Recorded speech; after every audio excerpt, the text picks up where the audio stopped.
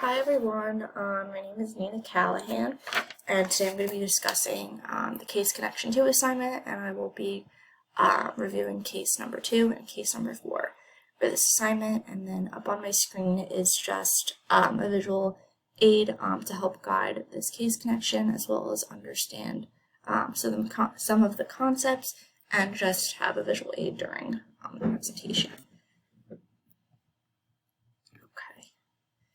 So, for case number 2, I will be discussing with the patient some of her conditions. So just to discuss what glycogen breakdown is during exercise. Glycogen is a branched polymer that is stored in our liver and our muscle cells.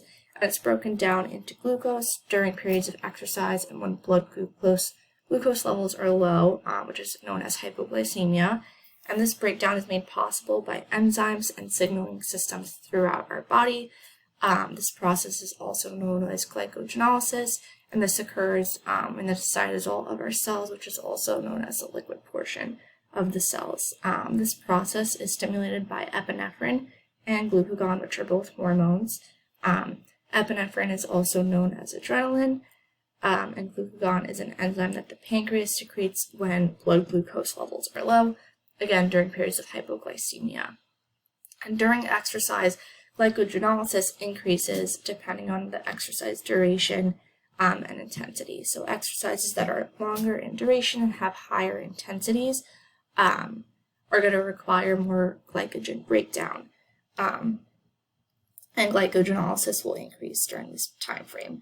Glycogen is broken down into glucose 1-phosphate by an enzyme glycogen phosphorylase. This is shown in the screen for figure 1, and through a series of reactions, glucose is able to be transformed into ATP, which is our body's form of energy. And again, that's formed from glucose. So again, you could see the different pathways, and you could see glycolysis, glycogenolysis on the screen. So in your condition, muscle glycogen phosphorylase deficiency, this is a type of glycogen storage disorder that is termed McArdle disease. This disease is a condition that breaks down glycogen metabolism or glycogenolysis within our skeletal muscles. Due to this deficiency, our bodies are incapable of breaking down stored carbohydrates, which is glycogen, into glucose, which then harvests ATP. So this would correlate to having inability for muscle contractures and failed muscle. So in your case, walks on flat surfaces are okay to do with your friend. However, I would avoid long walks that include inclines and are too strenuous. I would recommend either walking on a track or in a park that's easy to track your steps and take rest if needed. I would also recommend bringing carbohydrate-containing snacks or just a snack. It is important to also take rest periods just to reset your body and kind of regain some carbohydrates through the snack that you eat. Some individuals with McArdle disease may experience a phenomenon called a second wind. This does not occur in all individuals, but what this is that your muscles are utilizing other resources for carbohydrates, for glucose. So this might be amino acids or fatty acids instead of glycogen. So this may be a second wind. In your case, treatment is most focused on maintaining adequate blood glucose levels. So this involves consuming small meals throughout the day and just ensuring adequate carbohydrate intake so that your body has glucose stores. Overnight intake of glucose is not clinically recommended or necessary, as your deficiency is not type 1 glycogen storage disorder. So McArdle's disease is a different classification. Intake of oral sucrose or high carbohydrates are recommended 30 to 40 minutes prior to exercise, and this is just to get your body ready for exercise and ensure that you have glycogen stores. This can be in the form of a soft drink or an energy or carbohydrate bar. Again, this allows your body to store glycogen and your muscles are ready to metabolize glucose. Given your condition, it is advised that you avoid high-intensity anaerobic exercise. Isometric exercises as well as weight bearing and weight training should also be avoided due to the effects that it can have on your body and your muscles. As a result of these exercises, life-threatening muscle breakdown could occur and can also lead to kidney failure. And individuals with myocardial disease or diagnosed with other classifications of GSD have a decrease in lactate production, and this is due to impaired glycogenolysis. So individuals with these disorders, it's recommended to do planned aerobic exercises and work up your ability through aerobic exercise. And then here's just a visual representation of myocardial disease. So in figure 2 on the left, the first bullet point in blue, skeletal muscle phosphorylase deficiency. So that is what this patient has. And the other enzymes in blue are just other classifications of glycogen storage disorder based on deficiency in which enzyme there is.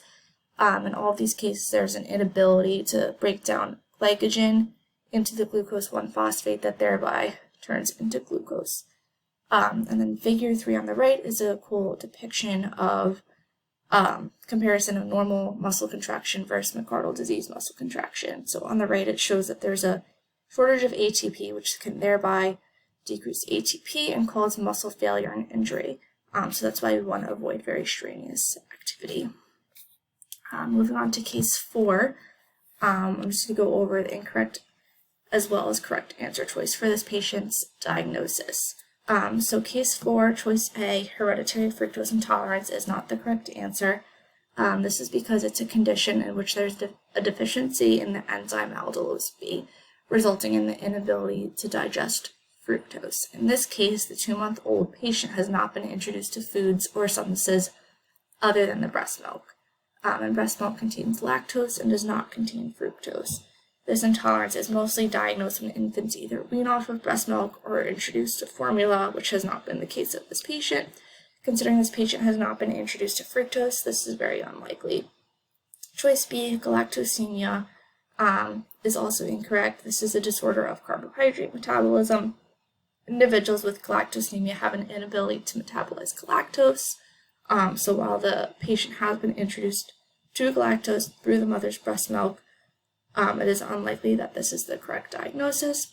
Often symptoms emerge after a few days of being introduced to breast milk. However, this patient is 2 months old. Furthermore, lab tests would indicate increased concentration of certain enzymes, and the enzyme activity was normal throughout the labs. Given the symptoms and the lab tests of this patient, I don't believe this is the correct diagnosis. Choice C, glycogen storage disorder or disease. I believe this is the correct diagnosis. This is shown on this slide on my screen. The diagnosis is based on findings from the laboratory results as well as the physical exam. Glycogen storage disorder or disease is a condition in which glycogen metabolism is inhibited. This disease is caused by mutations in the genes that encode enzymes for glycogen metabolism. As a result of these mutations, enzymes involved in glycogen metabolism are either missing or they're not working properly. And GSD is classified based on symptoms and findings, and this breaks down into various classifications of GSD. This patient's presentation of hepatomegaly and lethargy are consistent with GSD symptoms and clinical features. Furthermore, the administration of epinephrine resulted in no change in blood glucose levels and an increase in lactate levels. Under normal conditions, epinephrine would stimulate glycogenolysis and thereby would demonstrate an increase in blood glucose levels. However, this individual's blood glucose levels did not change. However, in the patient, there was an increase in blood lactate levels, and this is consistent with GSD. So given these symptoms, physical exam and labs, I believe this is the correct diagnosis. Choice D, glucose 6-phosphate dehydrogenase deficiency. This is a disorder of the red blood cells that most often affects males. The deficiency causes hemolysis of red blood cells. The enzyme is utilized in the pentose phosphate pathway and the production of NADPH. Deficiency in this enzyme inhibits NADPH from forming from this pathway and leads to hemolysis due to oxidative stress, which normally the NADH blocks out. Symptoms of this enzyme only manifests when exposed to certain foods, viruses, as well as chemicals. And most individuals with this deficiency are asymptomatic, which in this case the patient was not. And that's why the diagnosis is incorrect given the symptoms as well as what the disorder is. Symptoms often occur due to hemolytic anemia, including tachycardia, fatigue, and jaundice. Again, the patient does not display these symptoms, and therefore this is incorrect. Just to go over this as a quick slide, just shows clinical features of most of the GSD diseases. Figure 4 is just a scan of an individual with hepatomegaly, as outlined in yellow. Figure 5 and 6 are also just liver biopsies of individuals with 2 different types of GSD. And that is my case connection. Thank you.